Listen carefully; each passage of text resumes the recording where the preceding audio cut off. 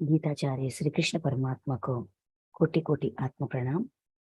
अर्जुन जी को कोटि कोटि आत्म प्रणाम। वेद व्यास भगवान को कोटि कोटि आत्म प्रणाम। गणेश जी को कोटि कोटि आत्म प्रणाम। गीता का ज्ञान विश्व में बांटने वाले सबको मेरी पादाभिवंदन, आत्म प्रणाम।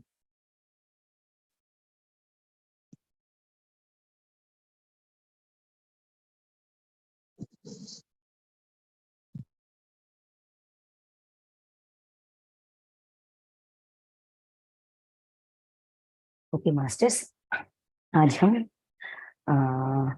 स्वधर्म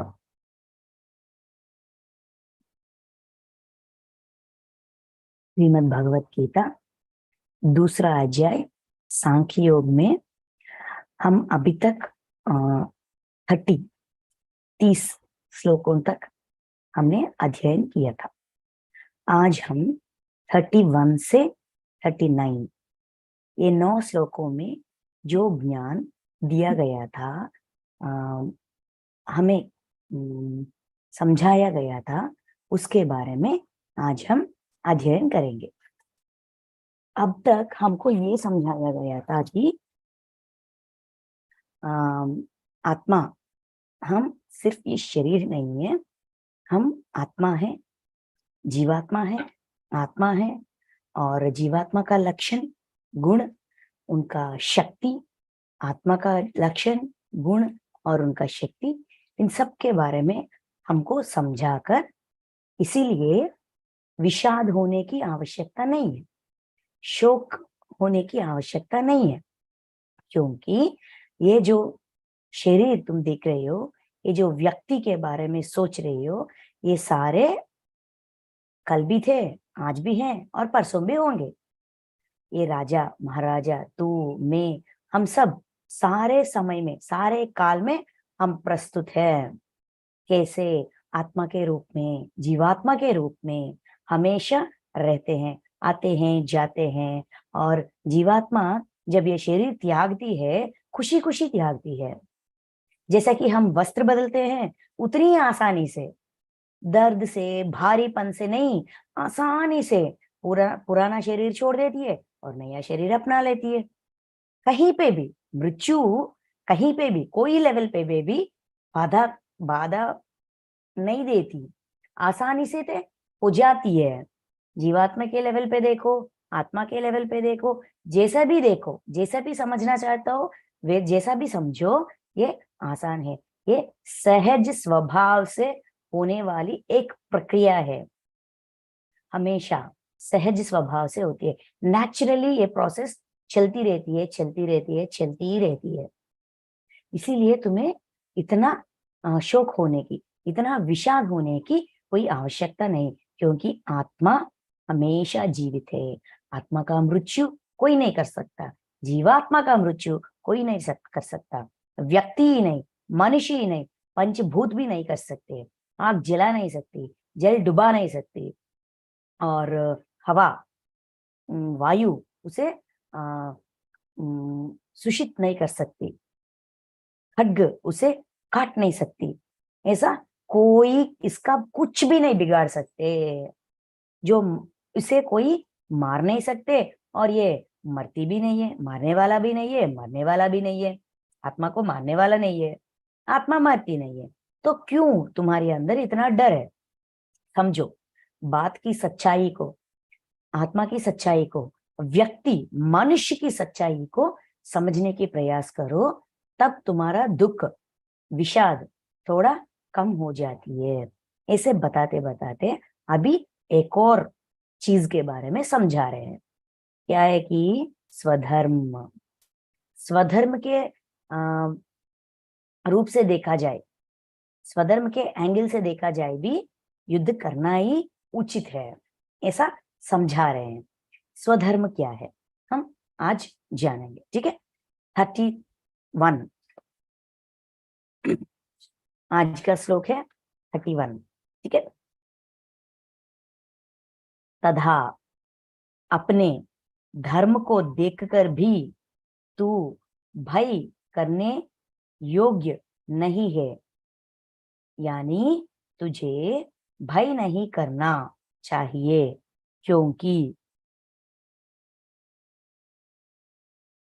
क्षत्रियों के लिए धर्म युद्ध से बढ़कर दूसरा धर्मयुक्त युद्ध से बढ़कर दूसरा कोई कल्याणकारी कर्तव्य नहीं है।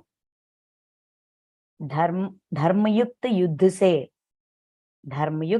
से बढ़कर दूसरा कोई कल्याणकारी कर्तव्य नहीं है। कल्याणकारी मतलब शुभप्रदम, मतलब मंगल काम, अच्छे काम, या ऐसा भी सोच सकते हैं, ऐसा भी कह सकते हैं कि उदाहरण, खुद का उदाहरण करने वाला युद्ध है। यहाँ हमें गौर पर देखने वाला और समझने वाला चीज ये है कि स्वधर्म, ये स्वधर्म क्या है? धर्म को देखकर भी धर्म के रूप में अगर देखा जाए, मतलब नीति और नियम, rules and conditions, rules and regulations को भी धर्म के नाम से ही जानते हैं। धर्म का तरह तरह की मतलब होती है। रूल्स एंड रेगुलेशंस, व्यक्ति अपना खुद का धर्म का 3 लेवल्स होते हैं। एक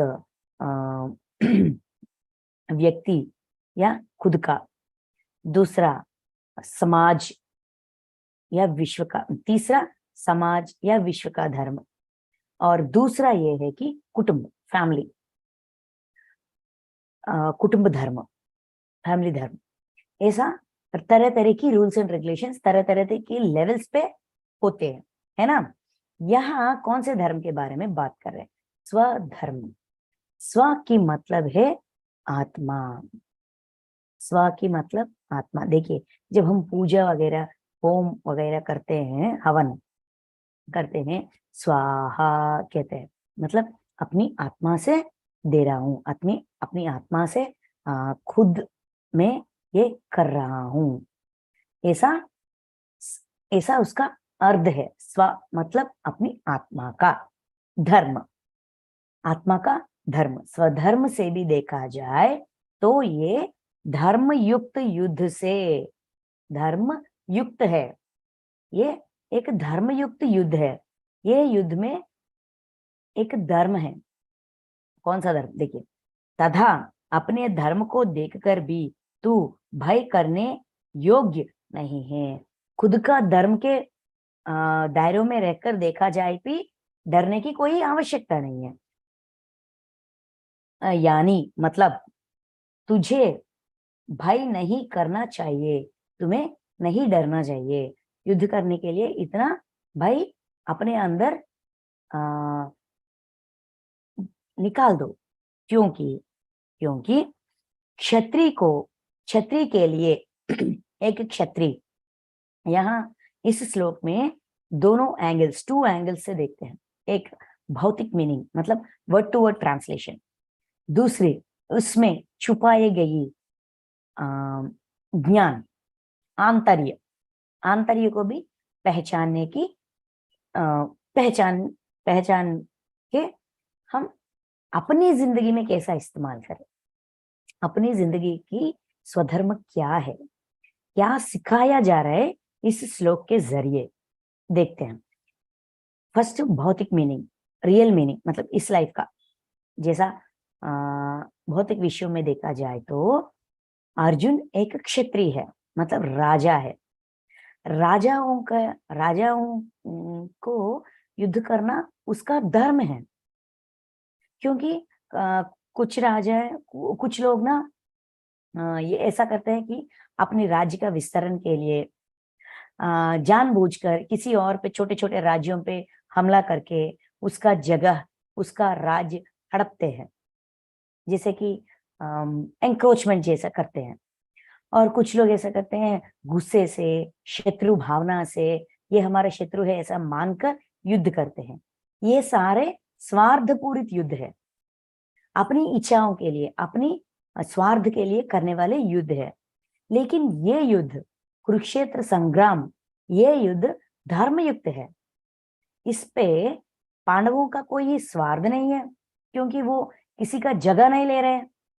इनका जगह, इनका सत्ता जो छीना गया था, उस सत्ता को वापस पाने के लिए, इन पर जो भी दुराक्रमण हुए थे, अन्याय हुए थे, उसका समाधान के लिए ये युद्ध हो रही है। इस युद्ध को रोकने के लिए बहुत प्रयास किए थे इन लोगों ने, है ना।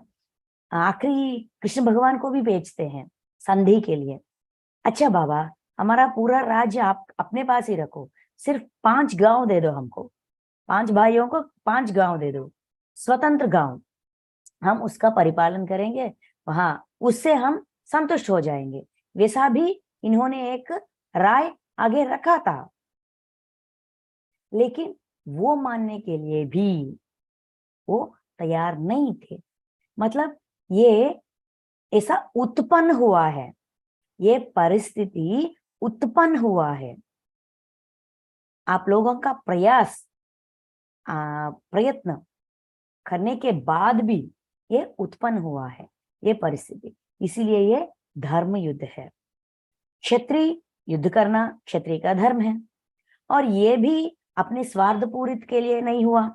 ऐसा युद्ध जो अपने सामने प्रकट होती है, हमारा कोई इच्छा नहीं, लेकिन हमारे सामने प्रकट हुआ, एक क्षत्रिय के सामने, एक राजा के सामने प्रकट हुआ, ये धर्म युद्ध होता है। वैसा देखा जाए भी अर्जुन जी को युद्ध करना ही श्रेष्ठ है ना। आध्यात्मिक कोण, आत्मा की कोण से, आत्मा की एंगल से देखा जाए तो अर्जुन एक जीवात्मा, शरीरधारी, शरीर लेकर इस धरती पे आया है।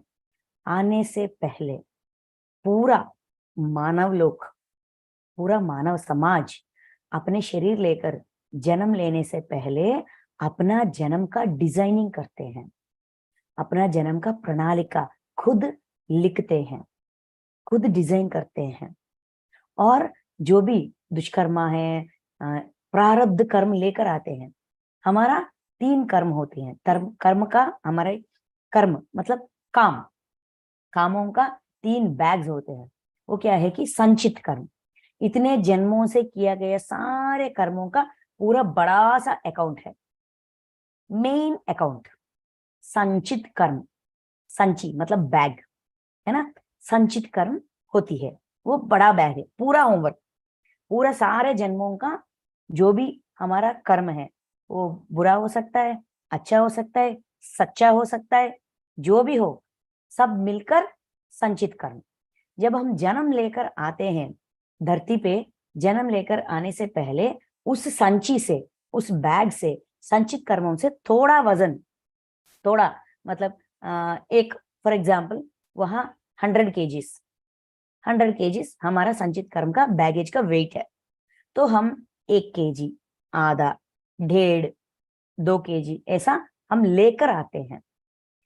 उस कर्म को, उस कर्म के जरिए जो ये 2 केजेस सब कुछ मिलकर होता है, अच्छा बुरा सब कुछ मिलकर, सबका मिलावट, सिर्फ बुराई नहीं, सिर्फ दुष्कर्म ही नहीं,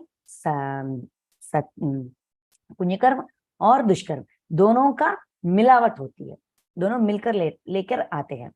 क्योंकि हमारी जिंदगी में हमें खुशियां भी है, सुविधा भी है, अच्छे फैमिली है, रहने के लिए घर है, पढ़ने के लिए पढ़ाई किया गया है, हमारे माता पिता ने हमको पढ़ाया है, हमारा खुद का ज्ञान बड़ा करने की एक मार्ग दिया गया है। ये सब खुशी नहीं है, ये कैसा मिला?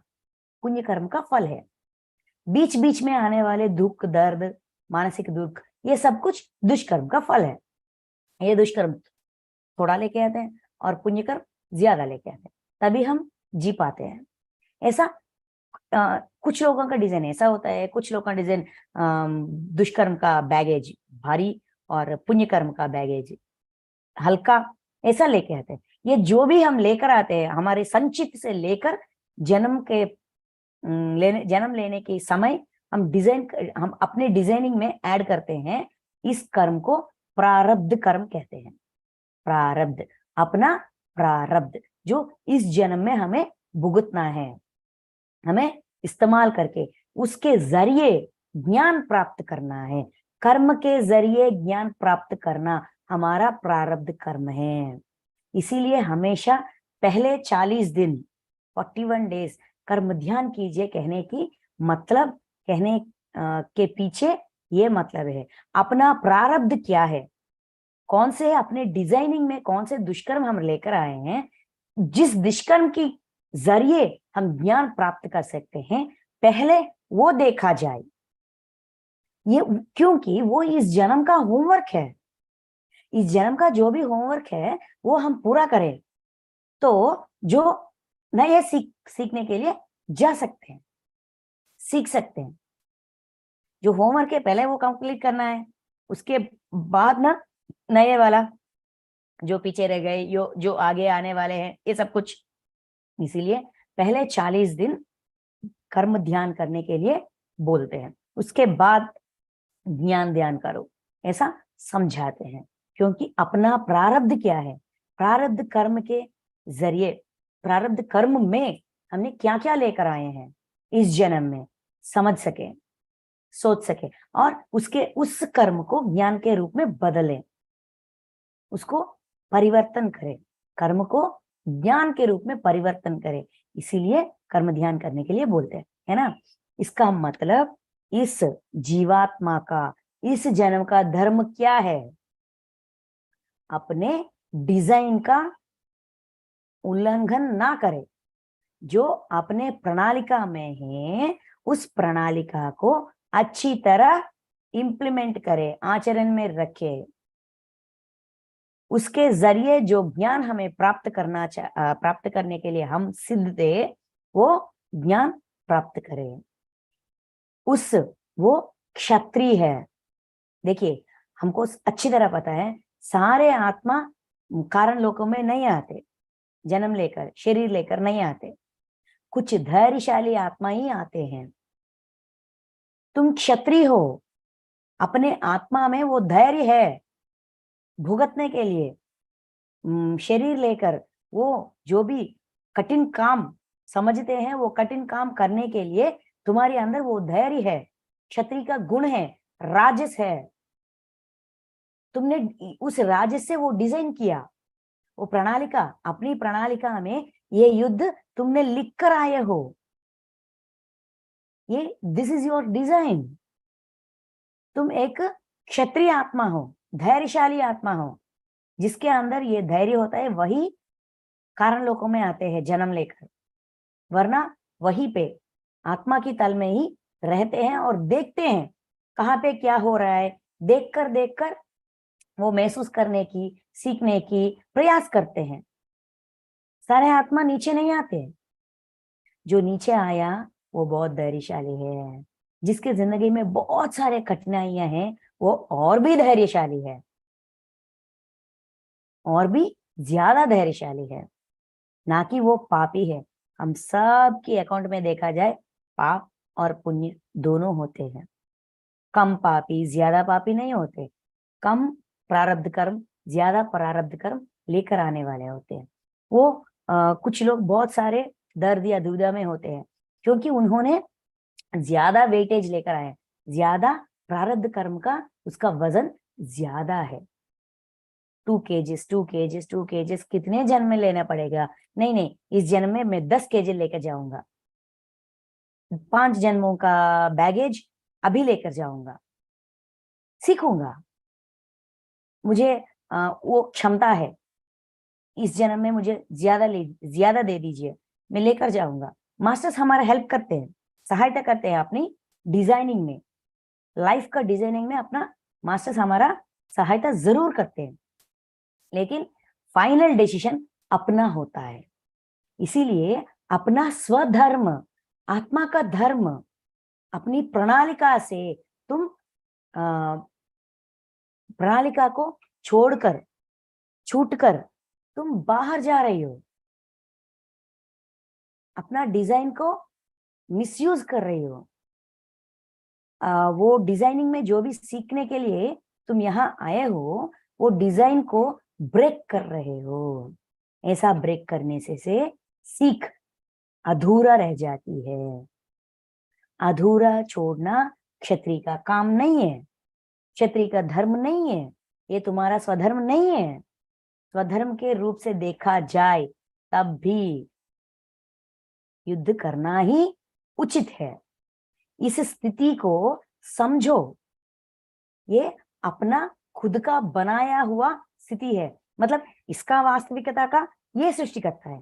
वहां खड़े हुए सारे लाखों लाखों व्यक्तियों का, सैनिकों का खुद का अलग अलग डिजाइन है।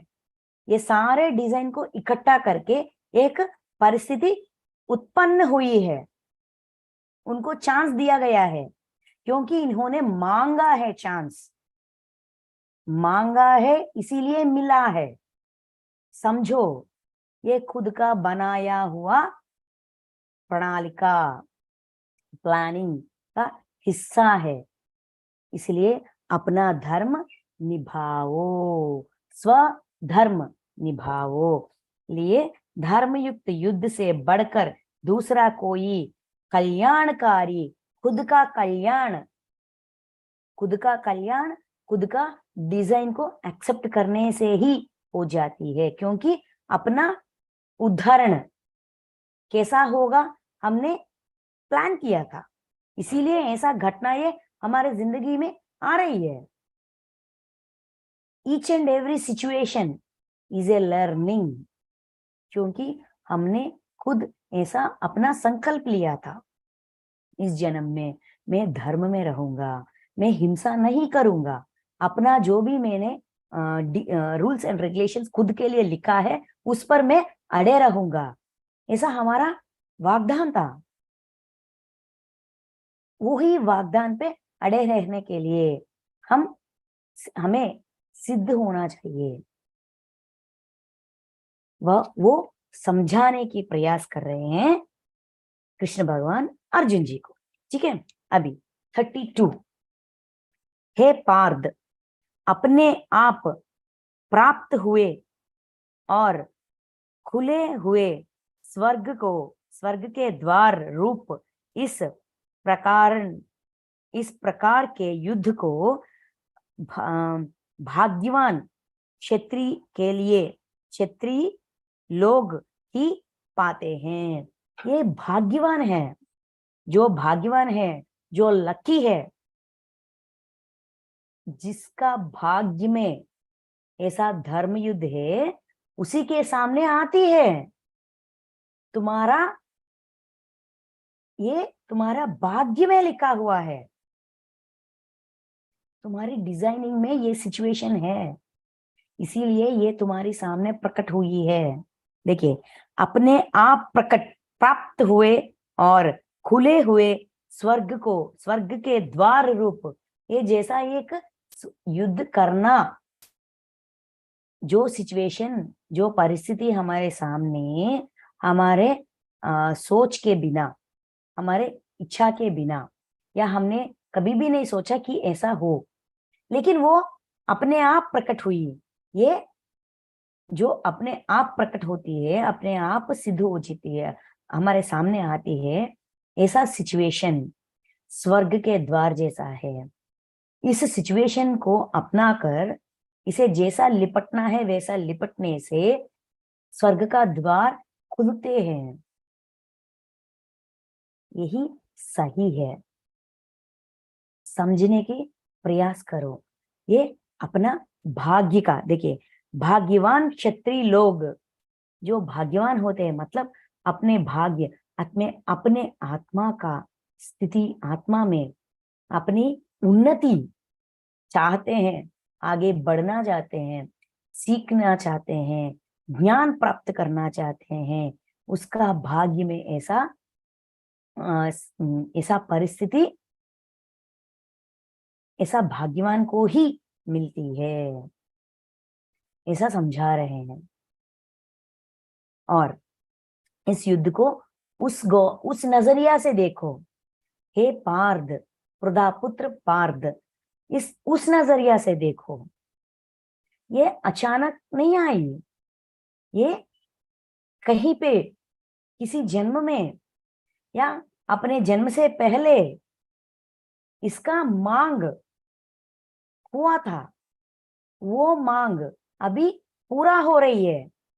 वो मांग के जरिए जो ज्ञान तुम्हें प्राप्त करना है, अगर तुम उस ज्ञान को प्राप्त करोगे, प्राप्त होना करना चाहते हो, पाना चाहते हो, तो इस परिस्थिति को भी अपनाओ और युद्ध करो।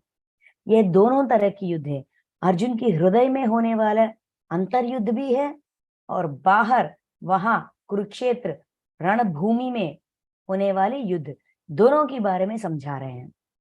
अपने अंदर की ये दुविधा को समझने की प्रयास करो, और बाहर ये जो हो रही है वो होने दो। और 33, किंतु युद्ध यह यदि सॉरी किंतु यदि तू इस धर्म युक्त युद्ध को नहीं करेगा तो स्वधर्म और कीर्ति को खोकर पाप को प्राप्त होगा। अगर स्वधर्म युक्त युद्ध अपना आत्मा का प्रणालिका में निक्षिप्त हुए इस युद्ध को नहीं करोगे, तुम युद्ध को नहीं करोगे, इस धर्मयुक्त युद्ध को नहीं करोगे, तो स्वधर्म और कीर्ति, स्वधर्म अपना स्वधर्म से स्वधर्म को अपना नहीं रहे हो, एक गलती ये है। दूसरा गलती, कीर्ति को खोकर, अपना कीर्ति, अपनी गौरव और मर्यादा को भी खो जाओगे, पाप को प्राप्त होगा, पाप प्राप्त करोगे। मतलब ये एक दुष्कर्म बन जाएगी। ये कैसा दुष्कर्म बन जाएगी? अगर देखा जाए, इतने लोगों को मारना, इतना रक्तपात, इतना प्राणों को लेना, इस युद्ध से बहुत सारे लोग मर जाएंगे। ये तो सच है, ये तो सच है। मारना पाप है या किसी का प्राण लेना, रोकना पाप है? दुविधा है ना। यहाँ ये बात समझाने की प्रयास कर रहे हैं। एक बार याद कीजिए, अर्जुन जी क्या कहते हैं? अर्जुन विषाद योग में आखिरी से पहले श्लोक में, इस युद्ध करने, अगर मैं अपना गांडीव और बाण छोड़ देता हूं, उस दुर्योधन आकर मुझे मार देगा, मुझे मारने से ये युद्ध रुक जाएगी, सारे व्यक्तियों का प्राण बच जाएगा, वो अपने प्राण खोने की कोई आवश्यकता ही नहीं होगा, सबका प्राण बच जाएगा। ऐसा सोच रहा था अर्जुन का, सोच ऐसा था। वो सोच गलत है, ये समझाने की प्रयास कर रहे हैं यहाँ कृष्ण भगवान जी। क्योंकि सिर्फ अर्जुन को मारने से दुर्योधन का शत्रुता बंद होती है क्या? अगर ऐसा बंद होगा तो इन लोगों को अज्ञातवास, वनवास और द्रौपदी का वस्त्रापहरण, लाक्षागृह का दहन, इन सब से उनका शत्रुता कम हुई क्या? छोड़ दिया क्या? अच्छा बाबा, जो हुआ सो हो गया, अभी मैं ऐसा कुछ नहीं करूंगा, ऐसा उसके अंदर, दुर्योधन के अंदर बदलाव आई है क्या? नहीं ना। यहाँ अर्जुन जी एक बात भूल गए कि सिर्फ अर्जुन को मारने से सारे लोगों को प्राण बच जाएंगे, ये गलत फहमी। अर्जुन को ही नहीं, पहले अर्जुन होगा, उसके बाद सारे पांडव होंगे, उप पांडव होंगे, सारे सैनिक होंगे, इनके तरफ के सैनिक होंगे, सबको मार देते हैं, किसी को नहीं छोड़ते। शत्रु सैनिक को मारना ही उस धर्म का, उस युग का युद्ध नीति है। उनके हाथ, उनके जमीन, उनके राज्य, सबको हड़पना, स्त्रियों को अपनाना, उनको दूषित करना, उनको गलती से इस्तेमाल करना, ये सारा हिंसा जरूर होगी। ये सारे लोग जो अर्जुन को मदद अपना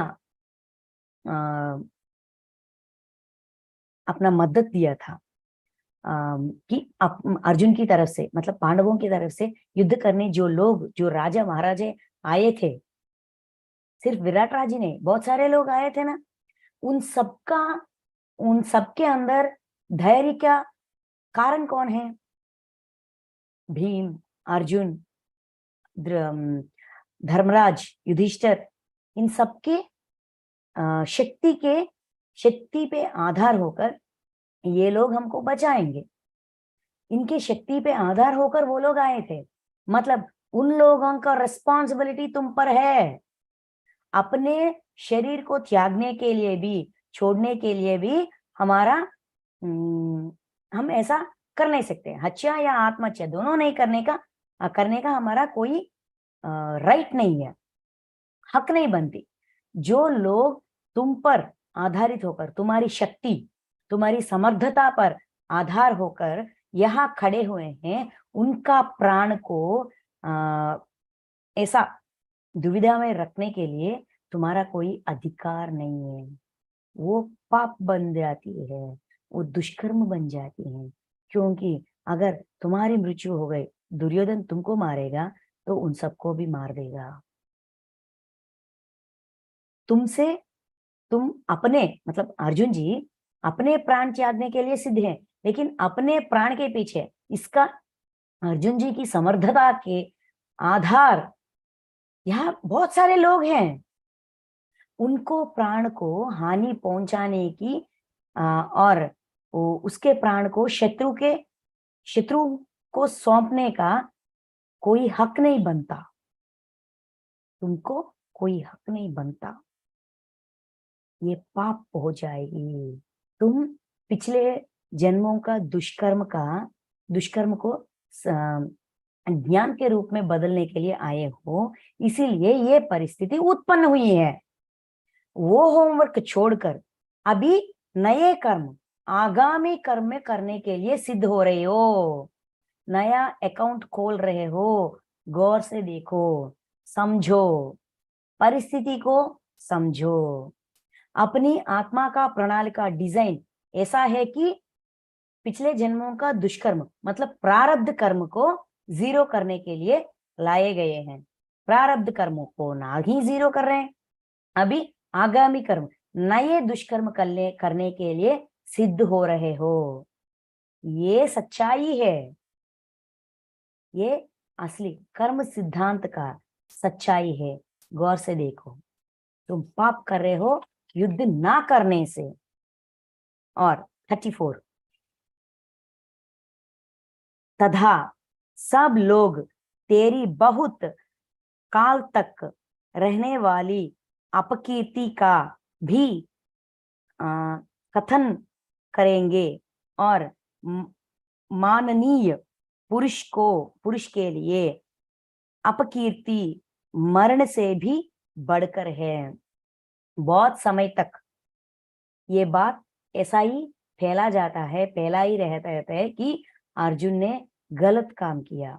देखिए फॉर एग्जाम्पल, अपने जिंदगी में अब हम पर आधारित लोग हैं, माँ या पिता या घर का बड़ा, मर्द मर्द हो स्त्री हो, अब हम पर आधारित हमारे बच्चे, हमारी धर्म पर हम पर विश्वास होती है हमारे बच्चों को। जो भी हो जाए, मेरे माता पिता हम मेरा देखरेख करेंगे, मुझे मेरा रक्षण करेंगे, ऐसा उनका विश्वास है हम पर।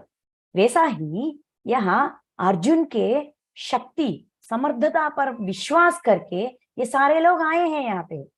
अगर हम उसके विश्वास पर खड़े नहीं रहे, अपना स्वार्थ देखकर, अपनी इच्छा को आगे रखकर, अपने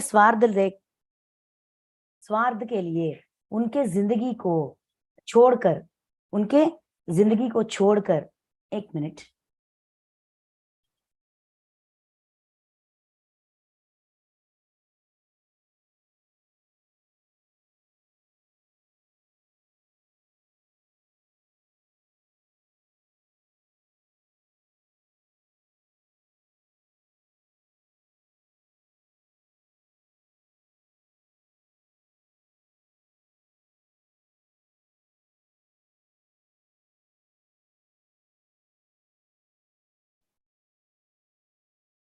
अपने स्वार्थ के लिए हमारे जिंदगी में हम कुछ गलत काम ऐसा ही करते हैं, अपनी खुशी के लिए, अपने इच्छाओं के लिए, फैमिली का, बच्चों का जिंदगी दबाव में डालते हैं।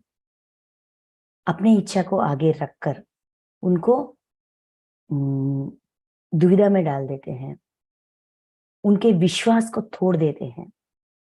उसके वजह से हम, मेरा इच्छा, मेरी जिंदगी, मुझे ऐसा चाहिए, यस चाहिए, लेकिन किसी को बाधा ना दे, उनके विश्वास को ना टूटने दे, उनके विश्वास को ऐसे रखते हुए भी उसका देखभाल, सब कुछ हमारा रिस्पॉन्सिबिलिटीज, जिम्मेदारियों को निभाते हुए अपने इच्छाओं को पूरा करना है। जिम्मेदारियों को छोड़कर सिर्फ अपनी इच्छा, अपने अपनापन, मेरे लिए मेरे लिए मेरे लिए ऐसा सोचकर करना पाप है। उसके वजह से हमारे बच्चे या जो जिम्मेदारी हमने छोड़ दिया, उसके वजह से पीड़ित वाले लोग हमको कोसते हैं।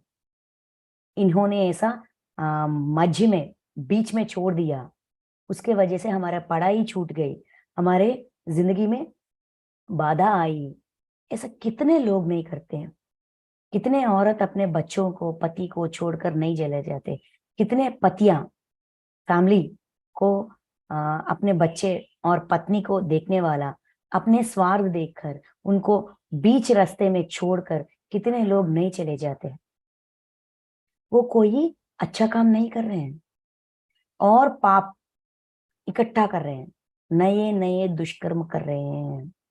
जिम्मेदारियों को छोड़ना मतलब अपनी आत्मा का डिजाइन, अपने खुद का डिजाइन का तोड़ फोड़ करना, अधूरा छोड़ देना।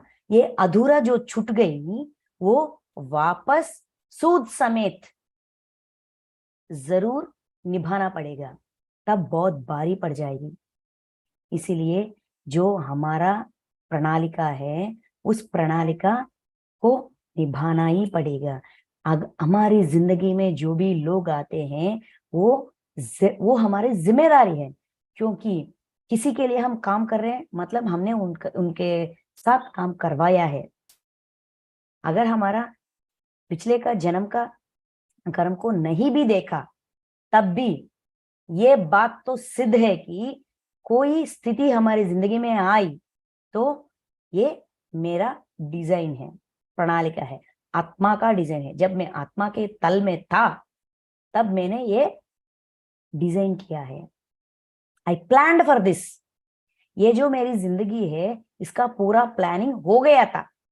प्लानिंग होने के बाद उस प्लान को इम्प्लीमेंट करने के लिए मैंने शरीर लेकर आई। इम्प्लीमेंटेशन हो रही है, नया प्लानिंग नहीं है ये सिर्फ आचरण हो रही है। अगर हम इसे समझेंगे, इस सच्चाई को जो असली का सच है, इस सच्चाई को जब हम समझेंगे, कभी भी अपने जिम्मेदारियों से पीछा छोड़ नहीं पीछा छोड़ेंगे, बीच में छोड़कर नहीं चले जाएंगे।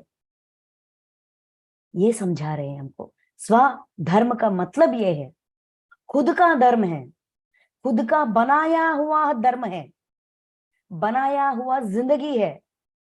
किसी ने हमारे लिए कुछ नहीं बनाया, हमने खुद बनाया है। अगर इससे तुम भागोगे तो अनंत काल तक, बहुत समय तक अर्जुन अपने धर्म को निभाने से, अपने जिम्मेदारियों को छोड़कर चला गया। उसके वजह से हमारी जिंदगी नरक बन गई, हमारे मृत्यु हो गया। हमारी इन लोगों की मृत्यु की वजह से अपने जो फैमिली मेंबर्स है वो भी रोएंगे।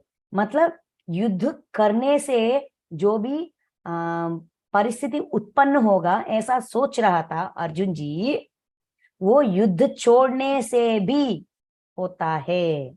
वहां जिम्मेदारी से भाग गए, यहां जिम्मेदारी निभाया। फर्क देखिए, जो बाधा अर्जुन की हृदय में था, ये लोग मर जाएंगे तो उनके बीवी बच्चे, बाल बच्चे और आने वाले पीढ़ी, पिछले वाले पीढ़ी, ये सब का नष्ट हो जाएगा। ये सब कुछ अभी भी हो जाएगा, अभी नहीं होगा ऐसा तुम कैसा सोच लिया? अभी भी होगा।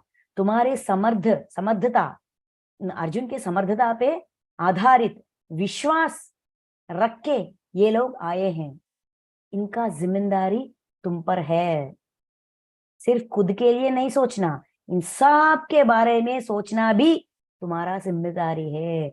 ये कैसा भूल गया, ऐसा समझा रहे हैं अर्जुन जी। कृष्ण कृष्ण भगवान अर्जुन जी को कृष्ण भगवान इस सच्चाई का पर्दाफाश कर रहे हैं। अपने जिम्मेदारी इनको बीच में नहीं छोड़ना चाहिए। वो स्वधर्म नहीं होता, स्वधर्म को बीच में छोड़ना जैसा होता है। ये समझाया जा रहा है इस 34th श्लोक में। पुरुष देखिए, तथा सब लोग तेरी बहुत काल तक, सारा विश्व ऐसा ही कहेगा, सारे लोग ऐसा ही कहेंगे। इन पर आधारित होकर हमने युद्ध पर, इनके शक्ति पे विश्वास करके हमने युद्ध पर आए थे, और ये हमको बीच रास्ते में छोड़कर बीच रास्ते पे छोड़कर चला गया। इसके वजह से हमारी जिंदगी बर्बाद हो गई। ऐसा पूरा समाज बहुत समय तक ऐसा बात करते रहते हैं। खुद अपनी आत्मा हम अपने करतूत को देखिए बीच रास्ते में छोड़ गई, जिंदगी हो गया, ये जन्म हो गई। जन्म पूरा होने के बाद हम आत्मातल में फिर वापस चले जाते हैं, तब वहां हमारा पूरा पिक्चर दिखाते हैं। आत्मायन इस बुक में लिखा गया है, और वहां जाकर हमको दिखाते तुमने ऐसा डिजाइन किया और ऐसा जिंदगी जिया, या प्लान करके गया है और क्या करके आया है, देखो ऐसा दिखाते हैं। तब हम खुद अपने आप को क्षमा नहीं कर पाएंगे, बहुत रोएंगे। हम खुद रोएंगे अपने निर्णय की वजह से। इस जिंदगी के बाद जब हम वापस आत्मा के तल में चले जाएंगे, उस डायमेंशन में जाएंगे, तब हमको दिखाते हैं पूरा फिल्म दिखाते हैं, पूरा जिंदगी दिखाते हैं। तब हम फिर रोते हैं, क्यों किया मैंने ऐसा, कैसा गलत काम किया, क्यों ऐसा छोड़ दिया। ऐसा तुम भी अपने आप को क्षमा नहीं कर पाओगे अर्जुन, समझो। ऐसा प्यार से समझा रहे हैं। फिर 35 देखिए, और जिनकी जिनकी दृष्टि में तू पहले बहुत सम्मानित होकर अब लघुता को प्राप्त होगा, वे महारथी लोग तुझे भय के कारण युद्ध से हटा हुआ मानेंगे। ये सारे श्लोक रियल लाइफ सिचुएशन में भी सिंक होते हैं। आत्मा की सिचुएशन मतलब आध्यात्मिक जीवन, आध्यात्मिक कोण में भी उपलब्ध है, समझ सकते हैं, और भौतिक कोण में भी। रियल लाइफ सिचुएशन में अगर ऐसा छोड़कर चलेगा, ये हमने सोचा अर्जुन इतना शक्तिशाली है, पाशुपतास्त्र लेकर आया है, वो विश्वश्रेष्ठ धनुर्धारी है, ऐसा तुमको एक गौरव मर्यादा है इस समाज में।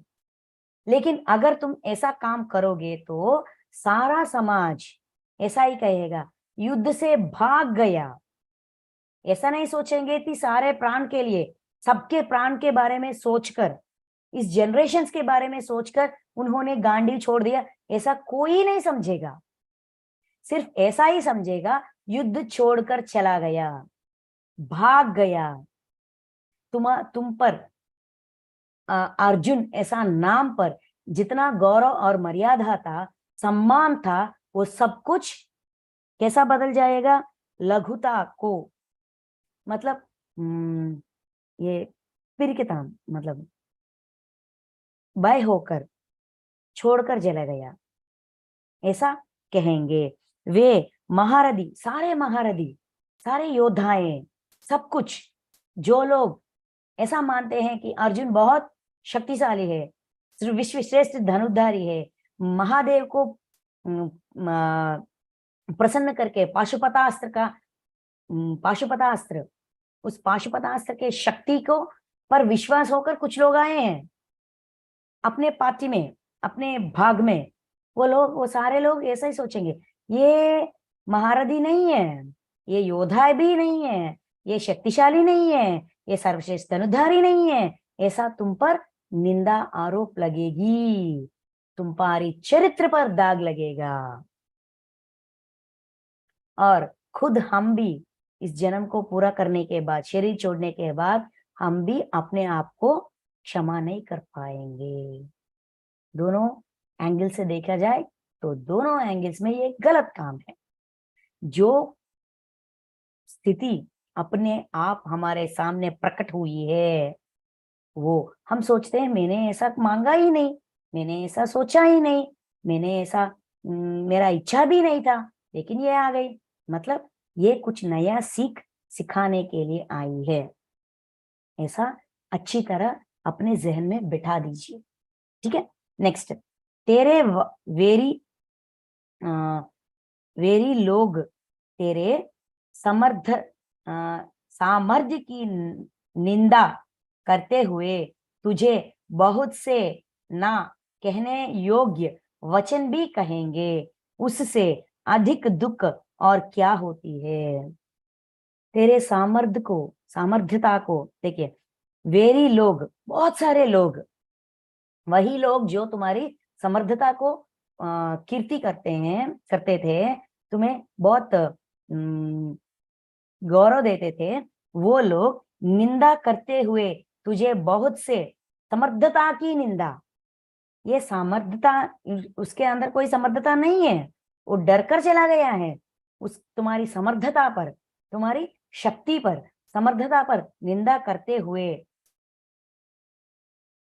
तुझे बहुत से ना कहने योग्य, बहुत बहुत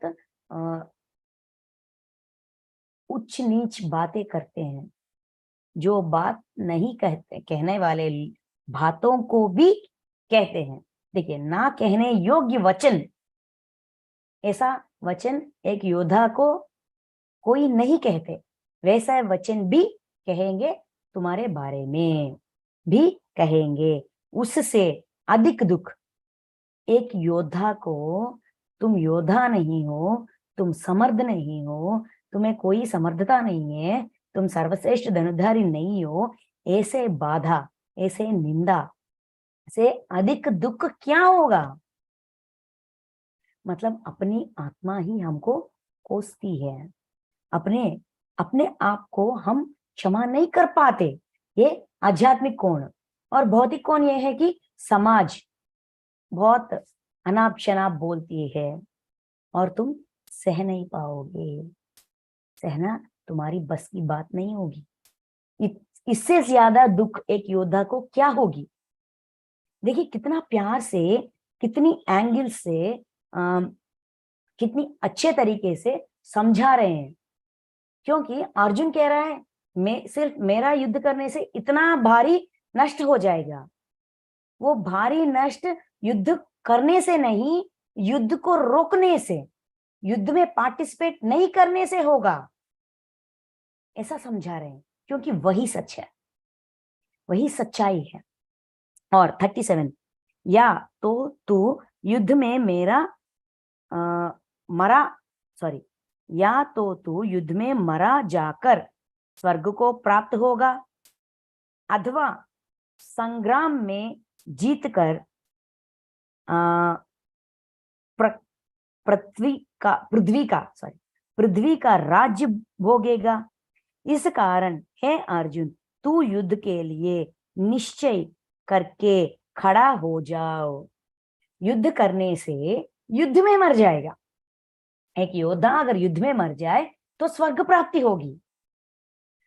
अगर तू युद्ध जीता तो पृथ्वी का राजा बन जाओगे।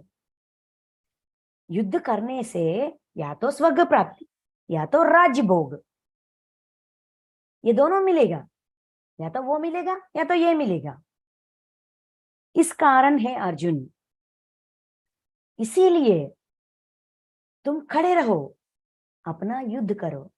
यहाँ स्वर्ग प्राप्ति मतलब जो काम करने के लिए, जो जिम्मेदारी निभाने के लिए हम आए थे, वो निभाते निभाते जान भी चले जाए वो ठीक है, लेकिन जिम्मेदारियों को छोड़कर भागने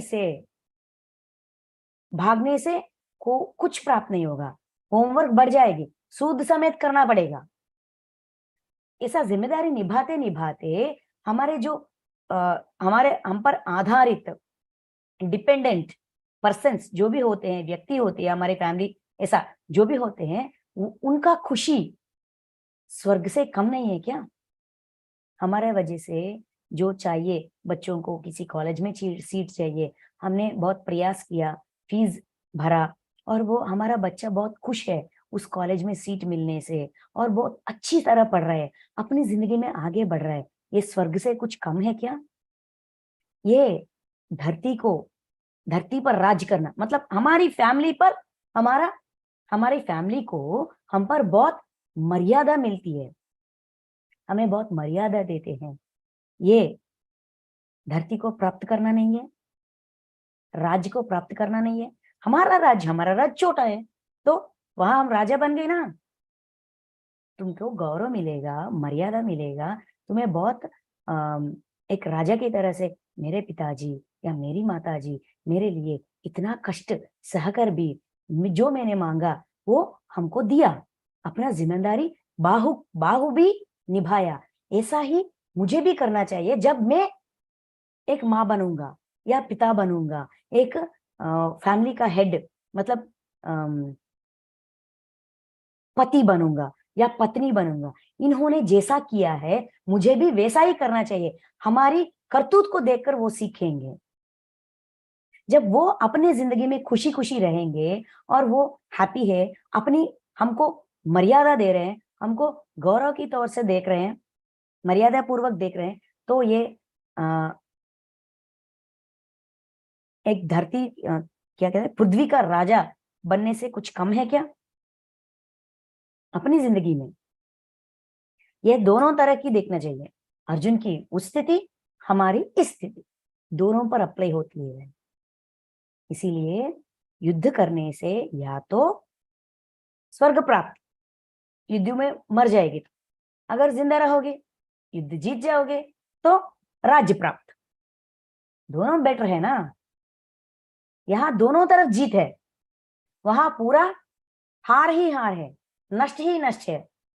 युद्ध ना करने से, युद्ध करने से सिर्फ अपनी डिजाइन को अपनाकर आगे चलना, बस और कुछ नहीं। जय पराजय, लाभहीन और सुख दुखों को समान समझकर उसके बाद युद्ध के लिए तैयार हो जा। इस प्रकार युद्ध करने से तू पाप को नहीं प्राप्त होगा।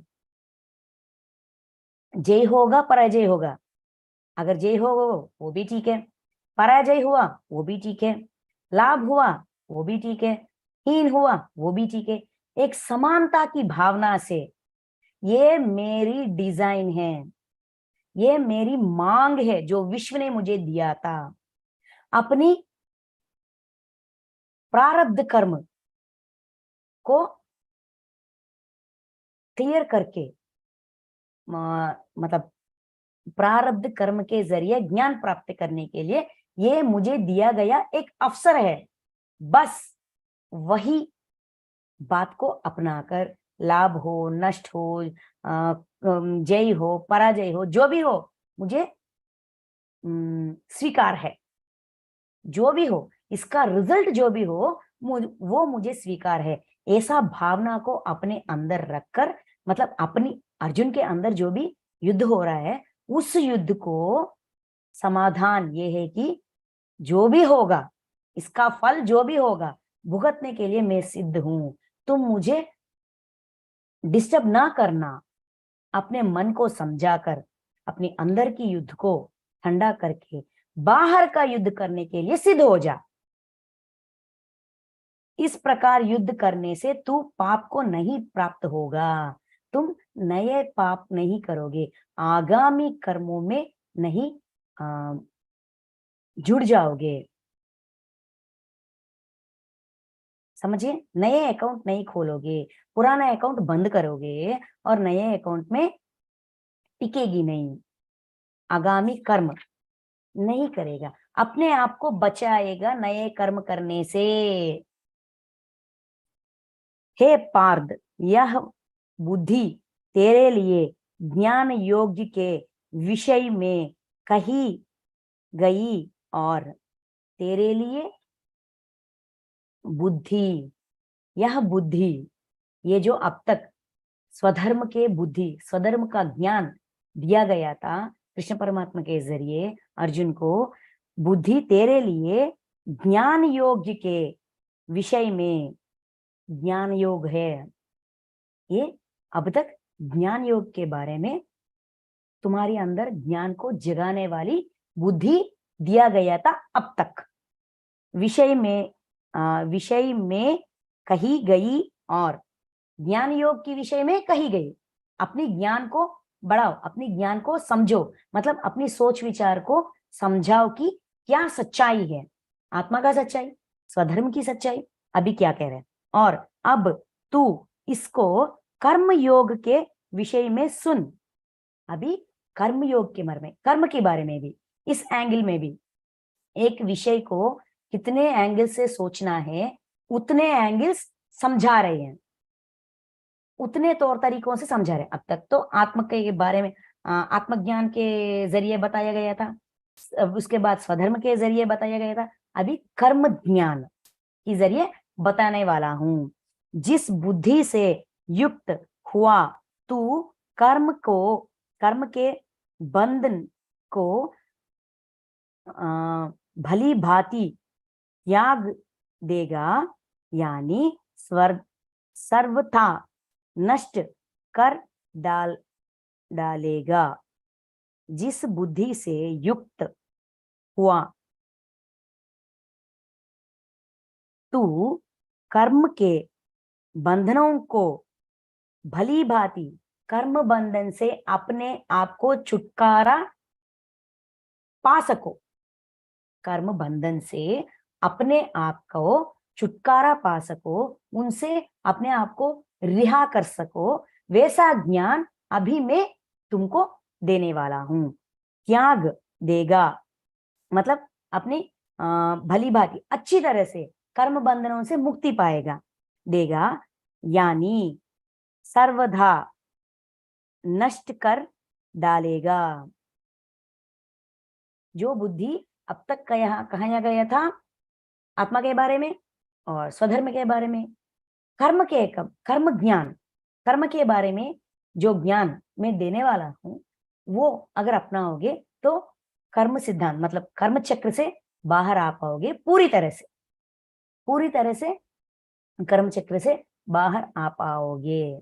ऐसा कहकर यहां से मतलब 40 से कर्मयोग, सकाम कर्मयोग के बारे में, निष्काम कर्मयोग के बारे में बताने वाले हैं। ठीक है मास्टर्स, अभी आज यहाँ छोड़ देते हैं, यहाँ रोकते हैं। स्वधर्म के बारे में जो भी कहाया गया था, जो भी ज्ञान दिया गया था, ये सब कुछ हम आज जो मेरी समझ में आया है वो मैंने बताने की प्रयास किया। Thank you masters, thank you so much. किसी को कोई डाउट्स हो तो पूछ सकते हैं।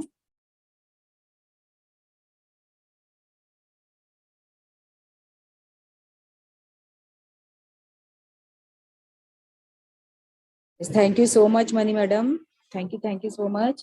Thank you ma'am.